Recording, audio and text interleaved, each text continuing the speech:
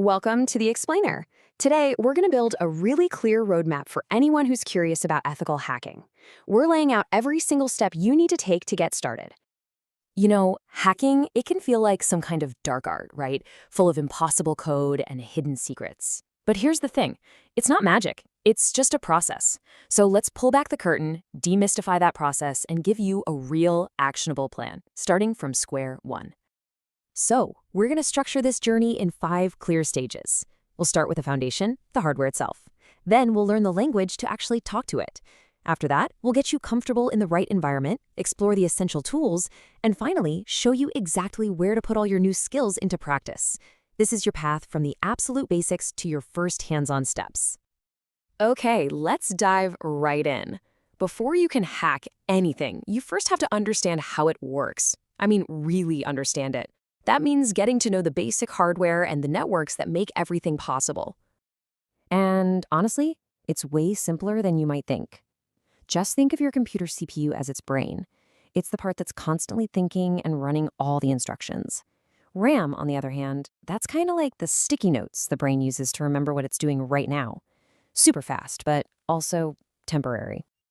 And because that RAM is temporary, those sticky notes get tossed out the second you turn the power off, you need something else.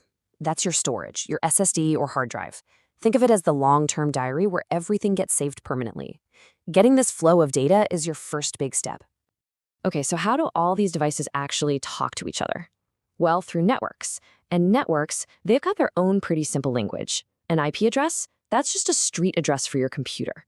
A port, think of that as a specific door at that address for a certain service, like web browsing. And DNS? That's just the internet's phone book, turning easy names like example.com into the right IP address. Simple. So, how do two computers actually kick off a conversation? It's not some complicated secret ritual.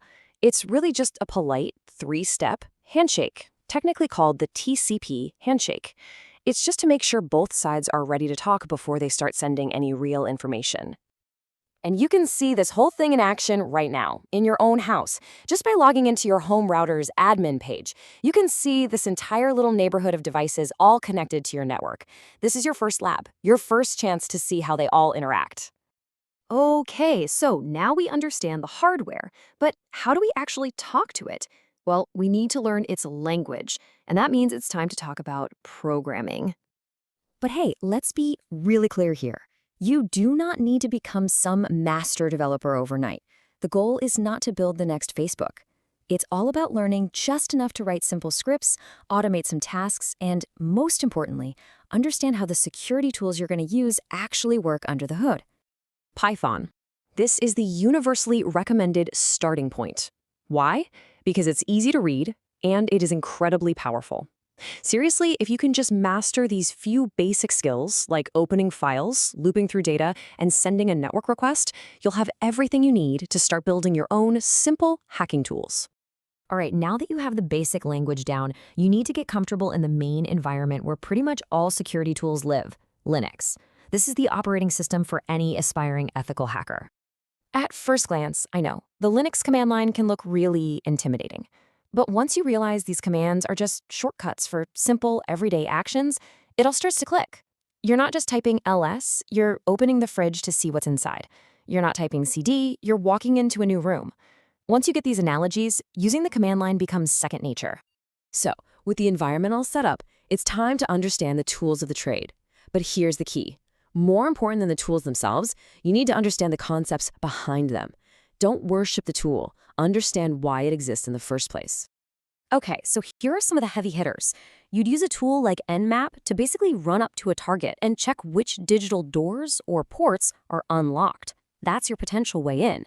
Then you might use something like Burp Suite to stand between your browser and a website, watching and even changing the data you send, just to see if you can trick the site. See? These aren't just programs with buttons. Each one is a tool designed to answer a fundamental question about a system's security. Understanding these core concepts is absolutely crucial. Take this, for example, the difference between hashing and encryption. Hashing is a one-way street. You use it to verify something, but you can never, ever go back. Encryption, though, is a two-way street. It's reversible, but only if you have the right key. Knowing this difference is way more valuable than knowing 100 different commands. And this really gets to the heart of it all. Understanding why something as simple as a weak password is a massive vulnerability, that's the real skill here.